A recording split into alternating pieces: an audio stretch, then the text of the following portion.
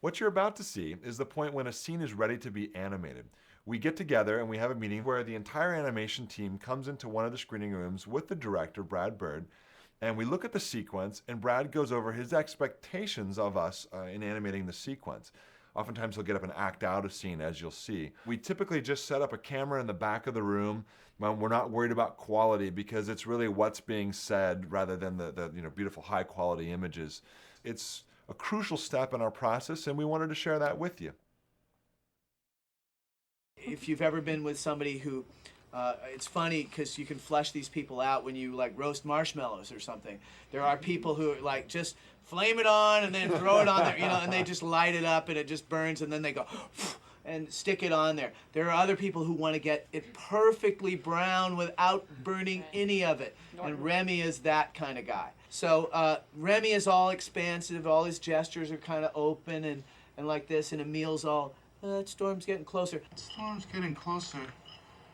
Hey, Remy, you think that maybe we shouldn't be so close?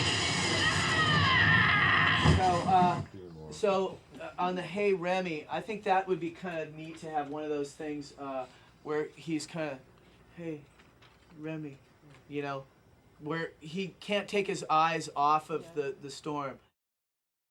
She is an old lady who was fought for the resistance, so she's a tough old broad, and she knows how to use it, but she hasn't used it in a while, and she's not a very good shot at this point, But she can stay on her feet shooting a shotgun at 80 something, so she has my respect. She knows that by the time she loaded it full of shells, they'd be gone. So she's just trying to get that one last thing in it and get one shot off before they get out of there. So I would have some anxiousness in her to get it in, and maybe she's so nervous about getting it in before they escape that she's kind of, rushing it rather than being precise. And the guy who's precise and stays focused will get a shot off better shot off than the person who's rushing to get everything in there and do it. It's so the Clint Eastwood film as they play on that. Yeah, the Clint Eastwood thing of the guy who just goes like this and then. Yeah. Okay, so this has to be like the greatest pose of a cat ready to pounce. It's him literally with his knees almost up on either side of his head, just like coiled about as small as you can be with his hands, just waiting like this, and it has to be something where you almost don't think that you see it. It's just going by and suddenly it goes, yeah! It's literally a cat, just waiting, only waiting with its paws out rather than like this, you know what I mean? It's like, and then it's him grabbing it and this is the one you've been waiting for. I mean, you always want to push the envelope. This is a good cartoony one to go for. Yeah. Because when he grabs it, it should just be, ah! Like there it's gonna be. You're so totally busted, and then it's like complete confusion as why it's not there, and then he looks in the hat and it's not there, and then he's got to salvage himself, because he looks like a complete idiot now, and so he just tries his best to come up with a reason he just did that, and he goes, "Gotcha joke," and then tries to bail himself out. So then it's all about trying to resume decorum as he's climbing down off this tray, what is it? Red Tray? rack. Yeah, Rack. So you have to have him get down from a tray rack with dignity, and I don't know how you do that, but you'll figure out a way. I think I'm getting a little something there. It might be the nuttiness. See? Could be the tang. That's it. Yeah, so I think you can start to get the hands up there almost like he's starting to feel it, And I don't know if you want a little of that Amadeus stuff where he's, well, you know what I mean? Yeah, okay.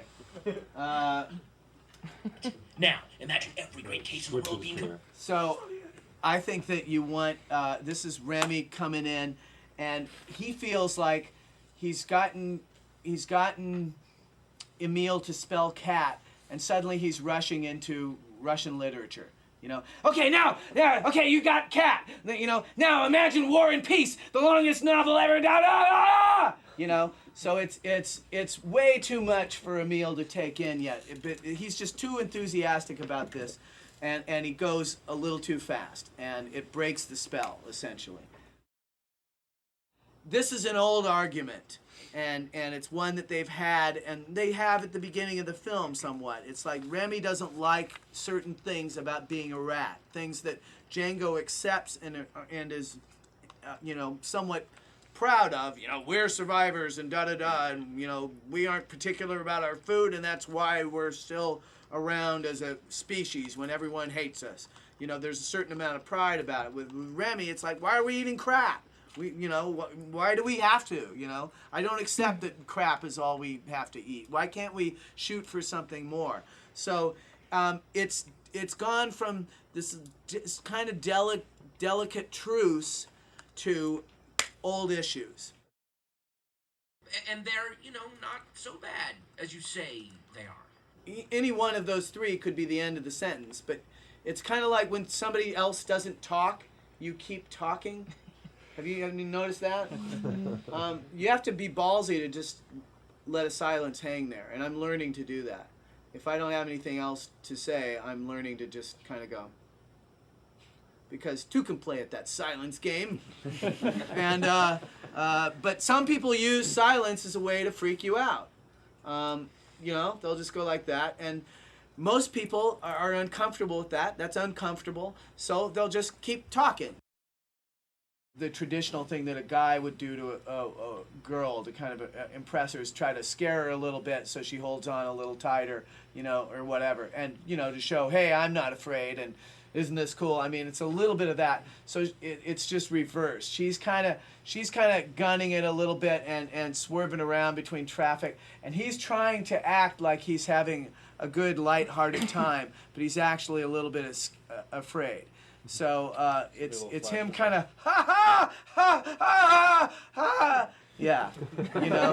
Is he enjoying any of it? Oh yeah, he's enjoying it, but it's, you know, it's like two parts enjoyment and one part fear. You know what I mean? And then I think she throws on her helmet. Oh, is she gonna have her helmet in this?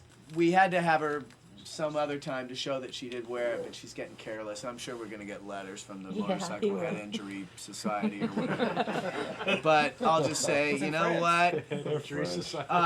I hear you, but I work for the Storytelling Improvement Society, so we sometimes conflict. So when he comes back, which is right after this,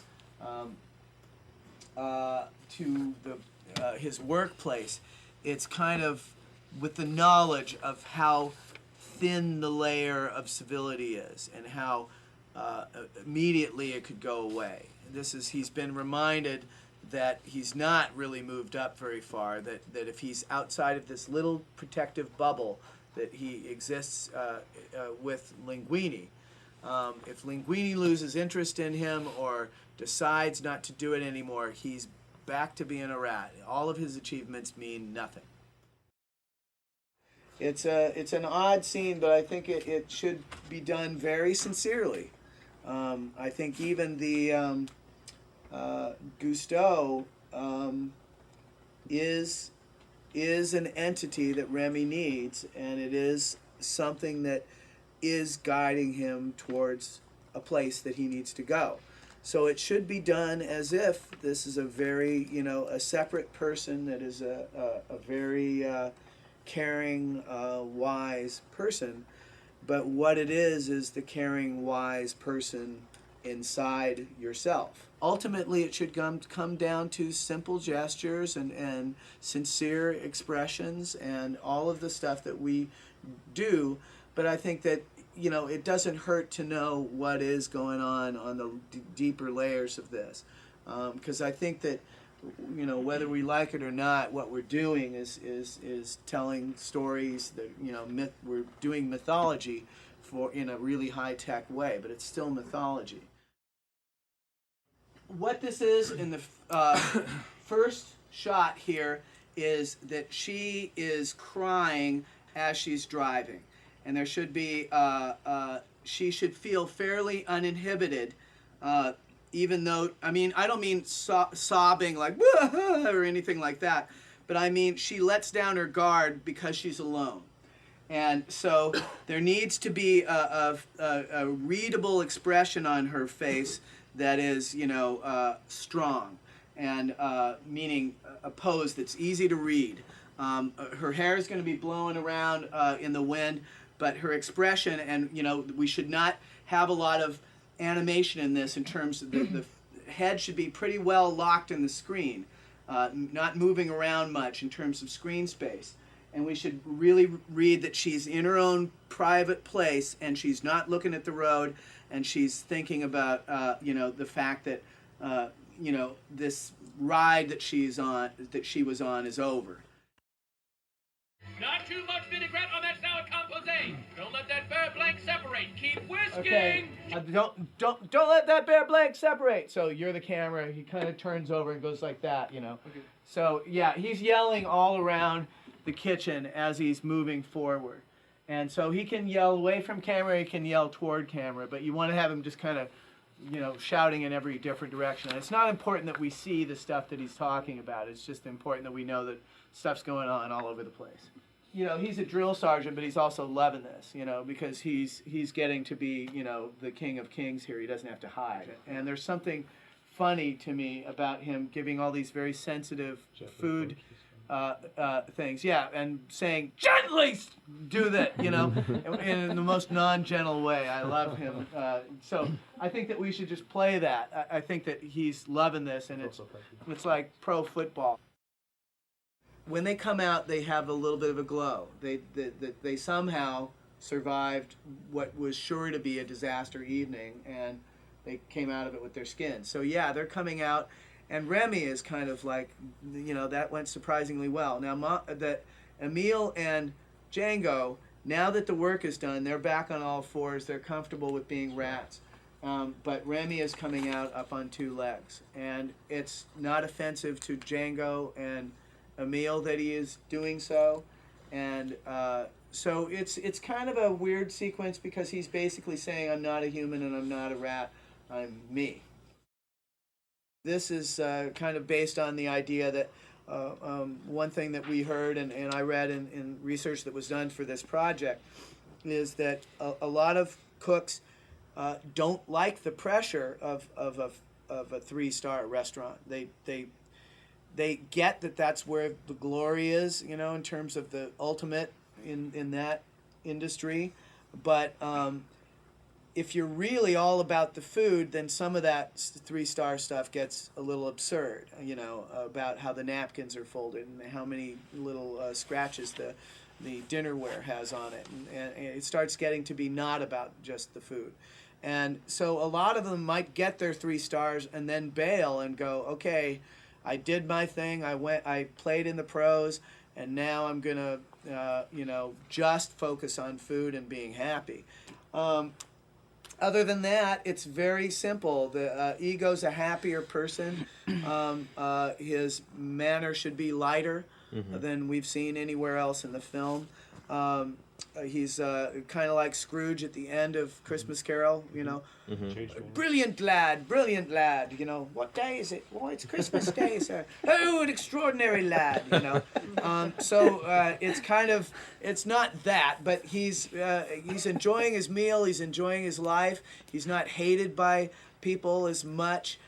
He is putting his money where his mouth is, so he's risking a little more than critics tend to risk, and it's paying off for him. So all of his, he's feeling good about things, and he's probably more comfortable. You know, this little place is nicer than his big cold office, and so that's what it is. It's the happy ending.